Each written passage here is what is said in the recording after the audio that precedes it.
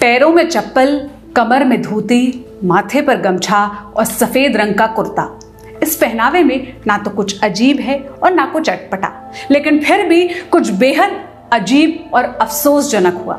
शाम के अंधेरे में ढेर सारी चमचमाती लाइटों से दूर मॉल के बाहर इन दादाजी को सिर्फ इसलिए रोक दिया गया क्योंकि वो धोती पहनकर मॉल में फिल्म देखने जा रहे थे। कितना अजीब सा दोहराव है। महंगी महंगी और आलीशान शादियों में जब लोग धोती पहनकर आते हैं तो उनका शानदार तरीके से भव्य स्वागत होता है। क्यों? क्योंकि वो सो कॉल्ड महंगे और बड़े डिजाइनर की डिजाइन की हुई धोती पहनकर आते हैं। लेकिन वही धोती जब कोई किसान मॉल पहनकर आता है तो पूरा मॉल का महकमा घबरा जाता है। अचानक से ड्रेस कोड की दुहाई दी जाने लगती है। मान मर्यादा और शालीनता का पाठ पढ़ाया जाने लगता है। अचानक से लोगों को सादगी वाली धोती में ऐब नजर आने लगता है क्योंकि इस धोती को एक साधारण दुकान से खरीदा गया था। ये धोती किसी महंगे डिजाइनर की डिजाइन की हुई नहीं थी, इसलिए सादगी से भरी धोती पहनकर आने वाले को मॉल में एंट्री नहीं दी जाती।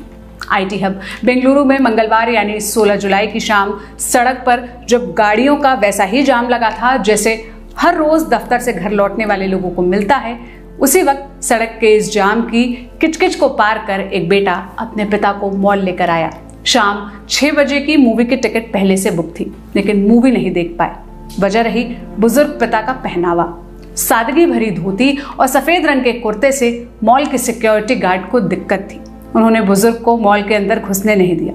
इंडिया टुडे के सगाई राज की रिपोर्ट के मुताबिक 16 जुलाई को एक किसान अपने बेटे के साथ बेंगलुरु के जीटी मॉल पहुंचा, लेकिन सिक्योरिटी गार्ड ने उन्हें एंट्री देने से मना कर दिया। कहा गया कि आप अपने बेटे की तरह पैंट शर्ट पहनकर आइए, तभी एंट्री मिलेगी। पिता को बड़े उम्मीद से फिल्म दिखाने के लिए लाए बेटे को ये बात थोड़ी अजीब और उससे ज्यादा बुरी लगी। उसने सिक्योरिटी गार्ड को समझाने की कोशिश की, लेकिन बात नहीं बनी। सिक्योरिटी गार्ड की ओर से नियमों की पहेली में फंसा दिया गया। बेटे और सिक्योरिटी गार्ड के बीच बहस को देख धोती पहने बुजुर्ग थोड़ा घबरा गए। हो सकता है शायद वो उस समय ये सोच रहे होंगे कि हम कैसे समाज में रहते हैं जहां कपड़ों से लोगों की हैसियत मापी जा रही है।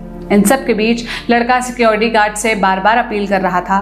कहता रहा कि हम बड़ी दूर से आए हैं, मुझे अपने पिता को मूवी दिखानी है, प्लीज हमें जाने दीजिए। लेकिन सिक्योरिटी गार्ड कुछ भी सुनने को तैयार नहीं थे। बस एक ही रट लगाए थे कि जाइए, पहले पैंट शर्ट पहन कर आइए, फिर मॉल के अंदर जाइएगा। ये बात कहीं तो ऐसे जा रही थी जैसे धोती की जगह पैंट शर्ट पहन लेने से शख्स का पूरा किरदार ही बदल जाता। बेटे और सिक्योरिटी गार्ड के बीच जब बात बहस में बदलती नजर आई तो बुजुर्ग शख्स ने आगे बढ़ मामले को अपने लेवल पर सुलझाने की कोशिश की। वो सिक्योरिटी गार्ड को बताने लगे कि वो लोग घर से नहीं कहीं और से आ रहे हैं, इसलिए कपड़े नहीं बदल सकते, उन्हें अंदर जाने दिया जाए वरना फिल्म छूट जाएगी। लेकिन मॉल के सुपरवाइजर ने उन्हें अंदर जाने से मना कर दिया। साफ कह दिया कि एक नियम है, आप उस नियम के तहत इस तरह के कपड़े में अंदर नहीं जा सकते। खैर, जब धोती पहनने की वजह से बुजुर्ग को मॉल में एंट्री नहीं मिली तो उनका बेटा उन्हें लेकर घर वापस आ गया और सोशल मीडिया पर वीडियो पोस्ट कर मॉल की इस हरकत के बारे में बताया। देखते ही देखते सोशल मीडिया पर लड़के की पोस्ट वायरल हो गई। लोग धोती पहने बुजुर्ग के सपोर्ट में आए। मॉल की इस हरकत के बाद लोगों का गुस्सा फूट पड़ा। 16 जुलाई की घटना के बाद 17 जुलाई को कर्नाटका के कई किसान संगठन सड़क पर उतर आए, मॉल के बाहर धोती पहनकर विरोध प्रदर्शन किया। प्रदर्शन को देखते हुए आनन फानन में मॉल में पुलिस फोर्स तैनात कर दी गई। इस सब के बीच मॉल प्रशासन की सफाई भी आई है। एबीपी न्यूज के रिपोर्ट के मुताबिक किसान दोपहर को धोती पहनकर मॉल में आए थे, तब उन्होंने फर्स्ट फ्लोर पर जाकर अपनी धोती ऊपर कर ली। ऐसे में ग्राउंड फ्लोर पर चल रही बर्थडे पार्टी में शामिल कुछ महिलाओं को इससे दिक्कत हुई। उन्होंने इसकी शिकायत गेट पर खड़े गार्ड से कर दी। इसके बाद गार्ड ने किसान को समझाकर वहां से दूर कर दिया। शाम में जब किसान वापस धोती पहनकर आए तो दोपहर के मामले को ध्यान में रखते हुए गार्ड ने उन्हें गेट पर रोका और मैनेजमेंट की अनुमति के बाद उन्हें जाने दिया। लेकिन इतनी देर में ही उन्हें रोके जाने को लेकर वहां पर बवाल खड़ा हो गया। धोती की वजह से मॉल में एंट्री न मिलने का मामला जैसे ही सोशल मीडिया पर पहुंचा, मामले ने तूल पकड़ा। विवाद और न बढ़ जाए, इसे देखते हुए मॉल प्रशासन ने किसान को वापस अपने मॉल बुलाया, सिक्योरिटी स्टाफ की हरकत के लिए माफी मांगी और किसान को शॉल ओढ़ाकर सम्मानित किया। साथ ही साथ अपने मॉल में भी धोती के साथ घुमाया। अब भले ही भरपाई के लिए मॉल प्रशासन की ओर से खूब आवभगत की जा रही हो, लेकिन इस सब से सच तो नहीं बदलने वाला। सच ये कि कपड़े से हैसियत नापने वाले लोगों की सोच कभी नहीं बदलेगी।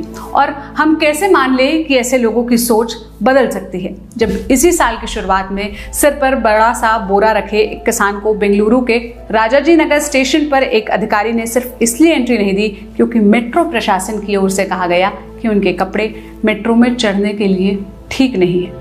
इसे संयोग तो नहीं कहेंगे, लेकिन क्या कहेंगे पता नहीं, क्योंकि एक जगह जहां धोती की वजह से एंट्री नहीं मिलती तो एक जगह सिर्फ कपड़ों का हवाला देकर अंदर जाने से रोक दिया गया। ये दोनों घटना भले ही अलग अलग थी, लेकिन शहर एक था, वही बेंगलुरु शहर जहां लोगों को बड़ा सभ्य माना जाता है। आईटी का हब होने की वजह से वहां देश के हर कोने से आए लोगों को सम्मान दिया जाता है। लेकिन फिर भी ये सब क्यों होता है? कपड़ा देखकर हैसियत क्यों नापी जाती है? और वो भी वो कपड़ा, वो धोती, वो परिधान जो सालों से हमारी संस्कृति का हिस्सा रहा है। हम इसे बड़े शान से पहनते हैं। ये सवाल चुभने वाला है, लेकिन जवाब इसी समाज को देना है। आप इस मसले पर क्या राय रखते हैं? कमेंट में जरूर बताइएगा। ये